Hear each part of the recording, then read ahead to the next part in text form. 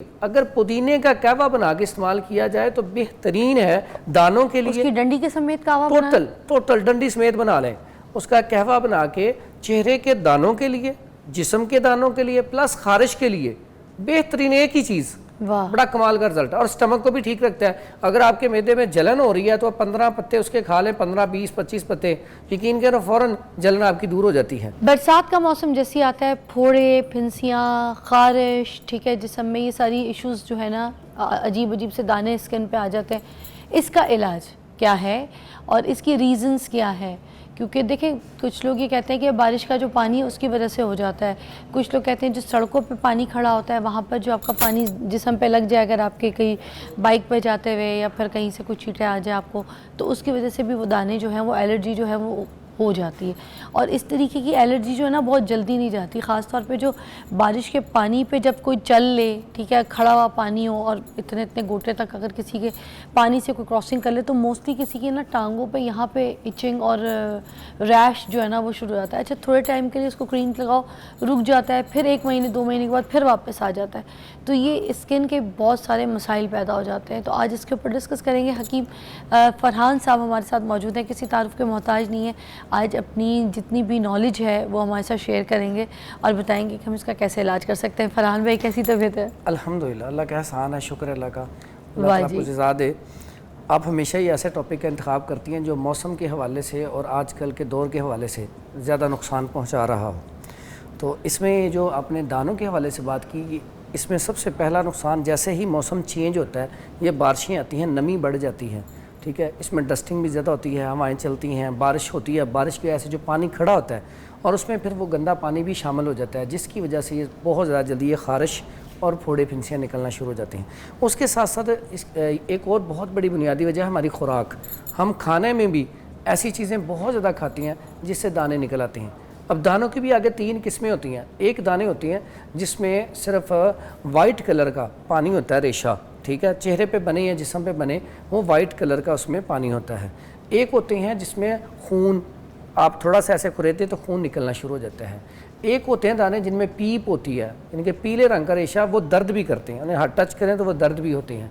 इसी तरह खारिश है, खारिश जो है, एक होती है खुश्क खारिश, एक होती है तर खारिश।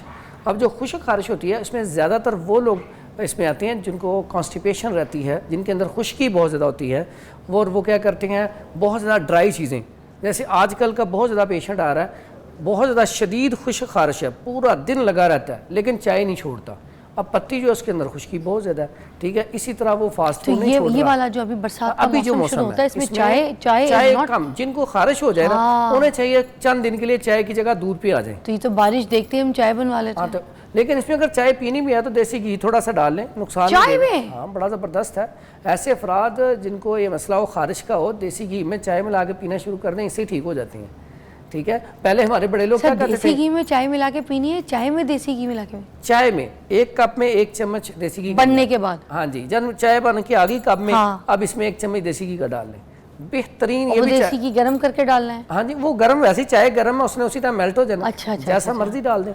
तो ये बड़ा बेहतरीन इलाज है कि इसमें। और दूसरा, पहले भी आप बुजुर्गों से सुनते आ रहे हैं, जब भी खुश्की हो तो बड़े कहते हैं आप कोई ऐसी चीज़ें खाओ जिससे तरी पैदा हो, हाँ। पानी की मिकदार बढ़ा। सर पीछे वापस जाऊंगी, चाय में देसी घी डालने से क्या क्या फ़ायदे हैं? हाँ, देसी घी में, अगर चाय में देसी घी डालते हैं तो आपके अंदर जो खुश्की है, ड्राइनेस है, बाज़ लोगों के कानों में से आवाज़ें आने शुरू हो जाती हैं, बाज़ों का कॉन्स्टिपेशन जो है, ऐसा बंदा वो चाय का भी शौकीन है, शदाई है, लेकिन चाय भी नहीं छोड़ सकता, और शदीद कब्ज़ का मरीज़ भी है, खुश्की का मरीज़ भी है, खारिश का मरीज़ भी है, और उसके लिए ये बड़ा बेहतरीन है। अगर वो देसी घी डाल के पीना शुरू कर दें, उसका वो जो नशा वो भी पूरा हो जाएगा, साथ ही साथ उसको खारिश का मसला भी नहीं रहेगा, कॉन्स्टिपेशन भी ठीक रहेगी, स्टमक भी ठीक रहेगा। टेस्ट तो नहीं ख़राब होगा? नहीं, कुछ नहीं होता।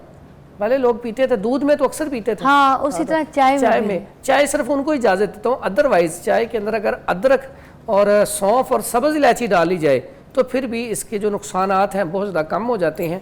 ऐसे पेशेंट जिनको खारिश की शिकायत रहती है वो ये इस्तेमाल कर सकते हैं। मैं पीती हूँ सौंफ वाली चाय, मुझे बहुत पसंद है, और लोग तो सिर्फ थोड़े से दाने छिड़कते हैं, मैं अच्छा खासा चम्मच भर के डालती हूँ। इसमें ना आजकल के दौर में पुदीना बहुत ज़्यादा होता है, ताज़ा पुदीना आता है, बड़ी खुशबू होती है, तो मैं समझता हूँ सिर्फ खारिश के लिए अगर पुदीने का कहवा बना के इस्तेमाल किया जाए तो बेहतरीन है। दानों के लिए उसकी डंडी के समेत कहवा टोटल डंडी समेत बना लें, उसका कहवा बना के चेहरे के दानों के लिए, जिस्म के दानों के लिए, प्लस खारिश के लिए बेहतरीन एक ही चीज़, बड़ा कमाल का रिजल्ट। और स्टमक को भी ठीक रखता है। अगर आपके मैदे में जलन हो रही है तो 15 पत्ते उसके खा लें, 15, 20, 25 पत्ते, यकीन करो फौरन जलन आपकी दूर हो जाती है।